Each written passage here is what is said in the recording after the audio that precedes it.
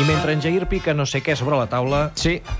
avui ens endinsem en un nou monstre, potser. Sí, senyor. Avui, la cucullona. No.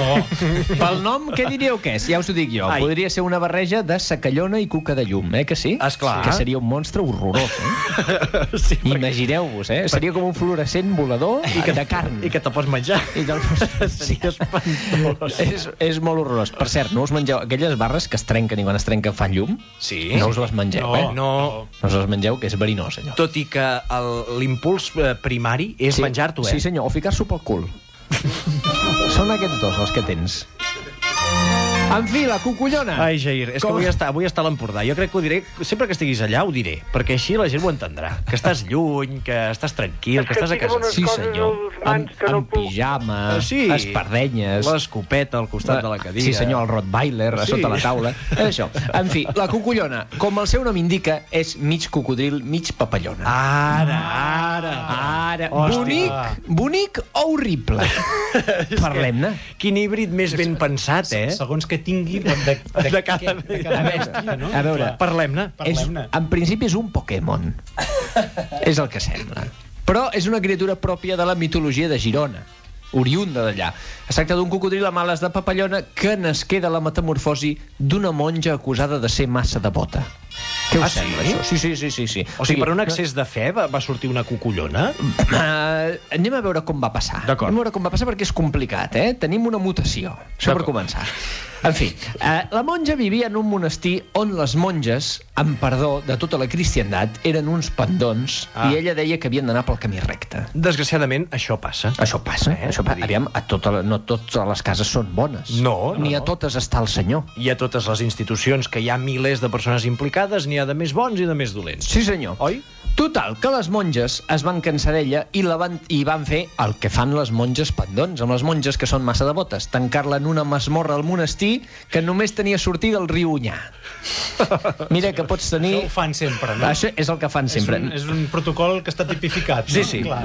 Amb vistes al riu Onyar. Amb vistes al riu Onyar. Mira que el gironès està ple de paratges màgics, Sí. però el riu Onyar no seria un d'ells. El seu pas pel Girona no seria el millor Per riu més del esforços món, que fem per recuperar-lo i perquè sigui una mica el Sena de... Sí, el que fan allà a Girona és pintar les cases de colors perquè no miris el riu. Sí, senyor. Sí, Perquè et senyor. quedis amb les cases i no miris el riu. Voldrien que fos el Sena, però és el Yangtze, en llames, més aviat, En fi, amb el pas dels anys, atenció que entrem en territori d'Adà una mica, Sí. Amb el pas dels anys, la mala alimentació i la humitat va provocar que la monja se li cobrís la pell d'escates fins a convertir-se en un cocodril. I ara esclar, home, és el més normal, Aquí és on he de fer un incís mèdic. Això és complicat que passi. Perquè si la mala alimentació t'ha de convertir en cocodril, Falete ho seria de fa anys. A la humitat potser sí t'hi pot transformar, però la mala alimentació ho dubto. No.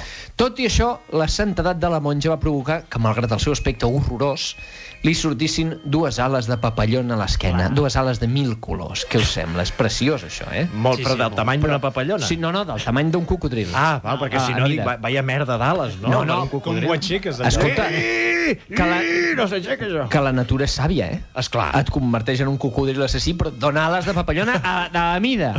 Quan tenim gana matem un ocell i ja està. I ja està. Clar. Doncs això és el que feia la cucullona.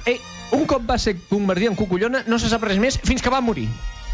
O sigui, no va fer res, va seguir tancada allà. Les monges anaven, miraven, s'ha convertit en un cocodril en forma de papallona. Bueno, no passa, deixa-la, se li passarà. O sigui, no va interactuar amb Res. ningú. No, res, És a dir, no va dir sabem res. si tenia un caràcter agressiu o no amb la gent que es trobava perquè no es va moure d'allà. No se sap res. Aplastada. Va morir, no sabem si aplastada, i el seu fantasma va començar a aparèixer pel mateix riu Onyar. Ara. Perquè si no deia, com un monstruari, Clar, en fluix, això. No, es va quedar tancada en una... No. cel·la, Ara, o sigui que tenim el fantasma de la cucullona. Podria ser en Pavarotti. No. És tal qual. I està ara entre el pont de Pedra i el pont de les Peixateries Velles, que com a bons gironins ja sabeu on és, per tant Home, no i tant, m'extén a sí, explicar-ho. és aquell, Avui en dia, tan sols en les nits de lluna plena, Sí. i només els gironins més sensitius poden arribar a intuir la translúcida figura de la cucullona. Perfecte. Això és el que ens diu el bestiari. O sigui, has de ser de Girona, Sí. nit de lluna plena, Correcte. has de tenir poders extrasensorials Molt bé. i només així intuiràs una espècie de figura Quantes persones de Girona? De quin percentatge estaríem parlant? de 2 persones. I són mortes. I voldria acabar... És l'evident dels soldados de Salamina i ja Sí, està. senyor, ja No s'hi està. acerques. Aquella persona... Ja està. I no sabem si ha arribat a veure la cogullona algun dia, aquella senyora. Voldria acabar amb un paràgraf de la Viquipèdia, atenció, que diu: no existeixen proves que permetin assegurar si es tracta d'un frau o bé d'una llegenda passada de pares a fills. I nosaltres sempre fem cas de la Viquipèdia, Sempre. Per tant, no podem confirmar ni desmentir que això sigui cert.